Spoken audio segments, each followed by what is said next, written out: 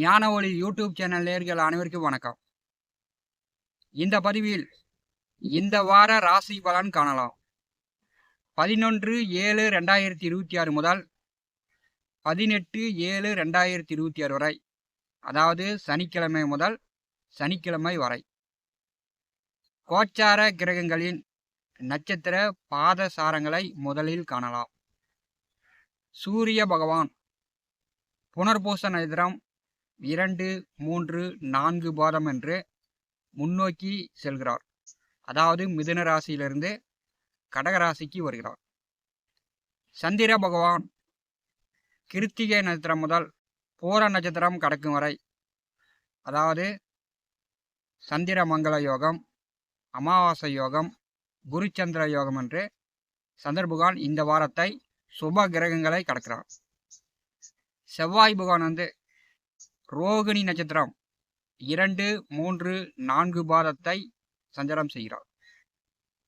புத பகவான் வக்கரம் நிவர்த்தி ஆகிவிட்டார். திருவாதிரை நட்சத்திரம் 2, 3 பாதங்களில் சஞ்சாரம் செய்கிறார்.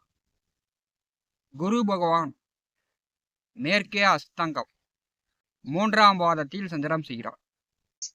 சுக்கிர பகவான் மக நட்சத்திரம் 3, 4 பாதம், பூர நட்சத்திரம் 1ஆம் பாதம் வரை சஞ்சாரம் செய்கிறார். சனி பகவான் வக்கரகதியை நெருங்கி கொண்டிருக்கிறார். இந்த வாரம் சனி வக்கரம். உத்திரட்டாதி நட்சத்திரம் 3ஆம் பாதத்திலே சனி பகவான் சஞ்சாரம் செய்கிறார். ராகு கேது அவற்ற நட்சத்திரம் 4ஆம் பாதத்திற்கு ராகுவும், மக நட்சத்திரம் 2ஆம் பாதத்திற்கு கேதுவும் நட்சத்திர சார பெயர்ச்சி ஆகிறார்கள்.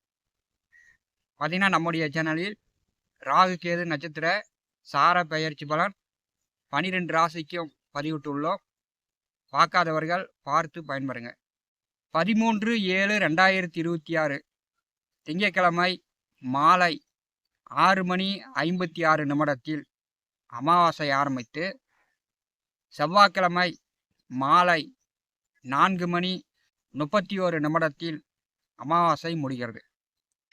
அமாவாசை விரதம் பிடிக்கக்கூடியவர்கள், இறந்த முன்னோர்களுக்கு தர்ப்பணம் திதி கொடுக்கக்கூடியவர்கள்.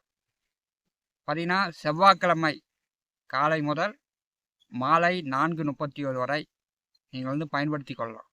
ஒவ்வொரு ராசிக்கும் இந்த வார ராசி பலன் தெளிவாக காணலாம். ரிஷபம் ராசி அன்பர்களுக்கு இந்த வார ராசி பலன் காணலாம். இந்த வாரம் ரிஷப ராசி அன்பர்களுக்கு ஒரு சிறப்பான கிரக அமைப்புகள் காட்டுகிறது. ஜென்ம ராசியிலே கிருத்திகை நட்சத்திரத்திலிருந்து சந்திர பகவான் செவ்வாயை கடந்து இந்த வாரம் செல்ல போகிறார். இந்த வாரம் பார்த்தீங்கன்னா சுபக்கோள்களை சந்திர பகவான் சஞ்சாரம் செய்வார். ரிஷப ராசியிலே செவ்வாய் நிற்கும் போது பார்த்தீங்கன்னா தினந்தோறும் தியானம் பண்ணுங்க, உடற்பயிற்சி செய்யுங்க. உடலை நீங்கள் வலுவாக திறமையாக வைத்துக் கொள்ளுங்க. உற்சாகமாக ரிஷபராசி என்பர்கள் இருங்க. ஜென்ம ராசியிலிருந்து சந்திர பகவான் செல்லும் போது உடல் ஆரோக்கியம் நன்றாக இருக்கும். நல்லா உற்சாகமாக இருப்பீங்க. நேரத்துக்கு நன்றாக சாப்பிடுவீங்க. ஜென்ம ராசியிலிருந்து சந்திர பகவான் செல்லும் போது நேரத்துக்கு சாப்பாடு கிடைக்கும். நல்ல துணிமணி, ஆடை, ஆபரணங்கள் எடுப்பதற்கு வாங்குவதற்கு வாய்ப்பு உண்டு. அதே மாதிரி நிலம், சொத்து சார்ந்து, வண்டி வாகனங்கள் சார்ந்து ஒரு நல்ல வாய்ப்புகள் உங்களுக்கு வார ஆரம்பத்திலே உண்டாகும். செவ்வாயை கடந்து சந்திர பகவான் 2வது வீட்டிலே புதன் சூரியன் மேல் சஞ்சாரம் செய்வார். குடும்பஸ்தானம் உங்களுக்கு பிரமாதமாக இருக்கிறது. குடும்பஸ்தானாதிபதி ஆட்சி பெற்று இருக்கும்போது நல்ல பண வரத்து, கமிஷன், தரகு, புரோகர் தொழில் மூலம் நீங்கள் நல்ல பண வரத்து பெறலாம். 2ஆம் அதிபதி ஆட்சியோடு இருக்கும்போது கொடுத்த வாக்குறுதியை உடனே காப்பாற்றலாம். மற்றவர்களுக்கு இந்த நேரத்துக்கு இந்த டைமுக்கு உனக்கு தரேன் கொடுக்குறேன் அப்படின்னா அந்த டைமுக்கு நீங்கள் அதை கொடுக்கலாம். வாக்குஸ்தானம், குடும்பஸ்தானம் மிக பலமாக இருக்கிறது. 2வது வீட்டிலே புதனை கடந்து சூரியன் மேல் சந்திரன் செல்லும்போது 13, 14 தேதி அமாவாசை. ரிஷபராசி அன்பர்கள் பார்த்தீங்கன்னா ஒவ்வொரு ராசிக்கும் ஒவ்வொரு லக்கணத்திற்கும் எந்த மாதம் நீங்கள் அமாவாசை கும்பிட்டால் அந்த அமாவாசை யோகம் உங்களுக்கு முழுமையாக இறந்தவர்களுடைய புண்ணியம் கிடைக்கும் என்று நம்முடைய சேனலில் 2 நாட்களுக்கு முன்னாடி ஒரு வீடியோ பதிவிட்டுள்ளேன். பார்க்காதவர்கள் அதை பார்த்து பயன்பெறுங்கள்.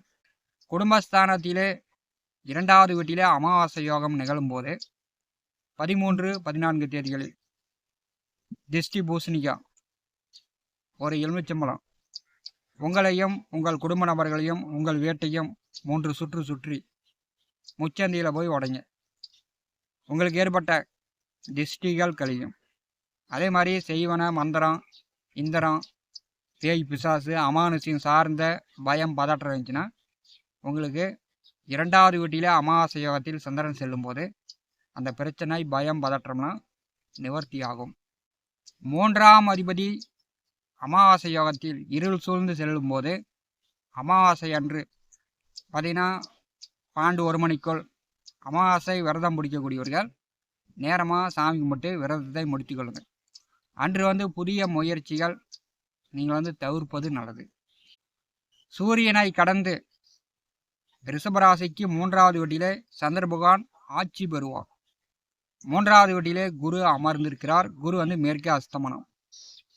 3ஆம் அதிபதி 3வது வீட்டிலே செல்லும்போது உங்களுக்கு அனைத்து வழியிலும் லாபங்களை கொடுக்கும். அனைத்து வழியிலும் உங்கள் முயற்சிகள் வெற்றியை கொடுக்கும். கோச்சாரத்தில் 3வது வீட்டில் குரு பகவான் செல்லும்போது ரிஷபராசி என்பளுக்கு எவ்வழியிலும் நன்மை தான். வண்டி வாகனம் டிராவல்ஸ் டிரைவர்கள் ஓட்டுநர்கள் வண்டி வாகன தொழில் செய்யக்கூடியவர்களுக்கு மிகச்சிறப்பாக இருக்கும். படித்து கொண்டிருப்பவர்கள் படிப்பு சார்ந்து முயற்சி எடுத்தீங்கன்னா பார்த்தீங்கன்னா வெற்றியாகும். 15, 16 தேதிகள் படிப்பு சார்ந்த முயற்சிகள் வெற்றியாகும். உயர்கல்வி படிக்கணும், வெளிநாடு போகணும், வெளியூர் போகணும், வேலைக்காக வெளியூர் வெளிநாடு முயற்சி செய்யக்கூடியவர்கள் 15, 16 தேதியை பயன்படுத்தி கொள்ளலாம். குறிச்சந்திர யோகம் உங்களுக்கு சிறப்பாக இருக்கும். ரிஷபராசிக்கு 17, 18ஆம் தேதி 4வது வீட்டிற்கு சந்திர பகவான் செல்வார். அங்கே சுக்கிரன் கேது அமர்ந்திருக்கிறார்கள். 4வது வீட்டிலே சந்திர பகவான் செல்லும்போது சிலருக்கு வீடு மாற்றம், வாடகை வீட்டில் இருப்பவர்கள் வேற வீடு நல்ல வீட்டுக்கு இடம் மாறலாம். அப்போ சூரியன் சந்திரன் பரிவர்த்தனை யோகம். வாடகை வீட்டில் இருப்பவர்கள் வேற வீடு மாறலாம். புதிதாக மாடி வீடு கட்டுறதுக்கு பிளான் போடலாம். வீடு மனை நிலம் சொத்து வண்டி வாகனங்கள் சார்ந்து சில மாற்றங்கள் புதுப்பிக்கலாம். பழைய வண்டியாக இருந்துச்சுன்னா மாற்றிட்டு புதிய வண்டி வாங்கலாம். அதுக்கெல்லாம் வாய்ப்பு உண்டு. 4வது வீட்டிலே 17, 18ஆம் தேதி சந்திர பகவான் தன்னுடைய ராசி அதிபதி சுக்கரனோடு செல்லும்போது இளைஞர்கள் பெற்றோர்களுடன் கோச்சிக்கிட்டு அப்பாவோட சண்டை கட்டிக்கிட்டு ஒரு சிலர் வீட்டை விட்டு ஓடக்கூடிய அமைப்பு உண்டு. அதில் கவனமாக இருக்கணும். ஏன்னா ரிஷப ராசிக்கு 6ஆம் அதிபதி தான் சுக்கிரன். அவர் 4வது வீட்டிலே கேதுவோடு இணைந்து செல்லும்போது சிலருக்கு இந்த வீட்டை விட்டு ஓடி போயிடலாம் அப்படின்ற எண்ணம். இது பெற்றோர்களுடன் கோச்சிக்கிட்டு போகக்கூடிய அமைப்பு உண்டு. படித்து கொண்டிருப்பவர்கள் படிப்பில் முழு கவனம் செலுத்தி படிக்க வேண்டும். இந்த வாரத்தோடைய கிரக நிலைகள் ரிஷபராசி என்பளுக்கு இந்த மாதிரி தான் செயல்படும். நம்முடைய சேனலில் உங்களுக்கு பார்த்தீங்கன்னா சனி வக்கரம் 16ஆம் தேதி சனி பகவான் வக்கரகதியில் செல்வார். சனி வக்கர பயிற்சி பலன் நம்முடைய சேனலில் பதிவிட்டுள்ளோம். பார்க்காதவர்கள் பார்த்து தெரிந்து கொள்ளுங்கள். ராகு கேது நட்சத்திர சார பயிற்சி பலன் நம்முடைய சேனலில் பதிவிட்டுள்ளோம். பார்க்காதவர்கள் பார்த்து தெரிந்து கொள்ளுங்கள். ஞான ஒளி யூடியூப் சேனலை பார்த்து கொண்டிருக்கக்கூடிய அன்பர்கள், இதுவரை நம்முடைய சேனலை சப்ஸ்கிரைப் செய்த அன்பர்கள் மறக்காமல் சப்ஸ்கிரைப் செய்து கூடவே இருக்கின்ற ஆல் பட்டன் அழுத்திங்க. தினந்தோறும் நம்முடைய சேனலில் ஜோதிட பலன்கள் பதிவிடப்படும். உடனுக்குடன் பார்த்து பயன்பெறுங்கள். நன்றி, வணக்கம்.